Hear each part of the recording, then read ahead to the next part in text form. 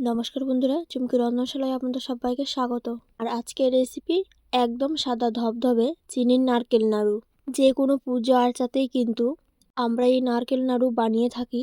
আর এই নারকেল নাড়ু বানাতে খুবই কম উপকরণ লাগে, আর সময়ও লাগে কিন্তু খুব কম। আসুন দেখে নেওয়া যাক আমার আজকের এই রেসিপিটি। নারকেল নাড়ু বানানোর জন্য যে কড়াইয়ের মধ্যে আমি এই নাড়ু পাক দেব, সেই কড়াইয়ের মধ্যে নিয়ে নিলাম 1.5 কাপ পরিমাণে নারকেল।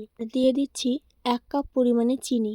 নারকেল নাড়ুতে কিন্তু চিনির পরিমাণটা ভীষণই গুরুত্বপূর্ণ। যদি 1.5 কাপ পরিমাণে নারকেল দেওয়া হয় তাহলে 1 কাপ পরিমাণে চিনি নিতে হবে। চিনি আর নারকেলটাকে আমি খুব ভালো করে মাখিয়ে নেব। যত ভালো করে মাখানো হবে তত কিন্তু পাক সুন্দর হবে। এই স্টেপটা কিন্তু আপনারা অবশ্যই ফলো করবেন। এবারে আমি নাড়ুটার পাক দিয়ে নিচ্ছি। ফ্লেমটাকে মিডিয়ামে করে ক্রমাগত নাড়তে হবে, আর হাই ফ্লেমে কিন্তু কখনোই করবেন না। মিডিয়াম টু লো ফ্লেমে করার চেষ্টা করবেন। ইভেন ধীরে ধীরে পাক আসতে শুরু করবে। আর যদি পাক আসতে একটু সময় লাগে সেক্ষেত্রে অল্প পরিমাণে একটু চিনি অ্যাড করতে পারেন, তাহলে কিন্তু পাক চলে আসবে। কারণ চিনির পরিমাণ যদি কম হয় তাহলে কিন্তু নাড়ুর পাক আসবে না। আর কখনোই হাই ফ্লেমে করবেন না। খুব ভালো করে লো টু মিডিয়াম ফ্লেমে আমি পাক দিয়ে নিচ্ছি। নাড়ুতে যখন পাক দেবেন তখন একটা খুন্তি বা হাতার সাহায্যে এইভাবে চেপে চেপে দেবেন, যাতে নারকেল আর চিনি খুব ভালো করে মিশে যায়। আর যদি হাতা দিয়ে করতে অসুবিধা হয় এক্ষেত্রে বাটি বা গ্লাস দিয়েও করে নিতে পারেন, তাহলেও নাড়ুর পাক খুব সুন্দর আসবে। দিয়ে দিলাম 1/2 চামচ পরিমাণে এলাচ গুঁড়ো। এবারে দিয়ে দিচ্ছি 3 চামচ পরিমাণে গুঁড়ো দুধ। গুঁড়ো দুধ দিয়ে খুব ভালো করে মিশিয়ে নেব। আরও একটা টিপস আপনাদের সঙ্গে শেয়ার করছি।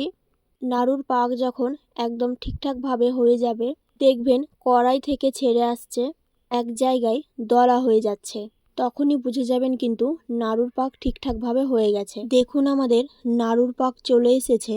আমি একটু হাতা দিয়ে তুলে নিয়ে দেখছি যে আমাদের পাক একদম ঠিকঠাকভাবে হয়েছে কিনা। এখন একদম সুন্দরভাবে পাকানো যাচ্ছে, মানে আমাদের নাড়ুর পাক একদম পারফেক্টভাবে তৈরি হয়ে গেছে। এবারে আমি গ্যাসের ফ্লেমটাকে বন্ধ করে দিলাম। ঠান্ডা করে নেওয়ার পর এবারে আমি নাড়ুগুলোকে পাকিয়ে নিচ্ছি। তবে একদম ঠান্ডা করার চেষ্টা করবেন না, কারণ যেহেতু এটা চিনির নাড়ু খুব তাড়াতাড়ি শক্ত হয়ে যাওয়ার সম্ভাবনা থাকে। গরম থাকতে থাকতে কিন্তু নারকেলের নাড়ু পাকিয়ে নিতে হবে। নাড়ু পাকানো তো খুবই সহজ কাজ।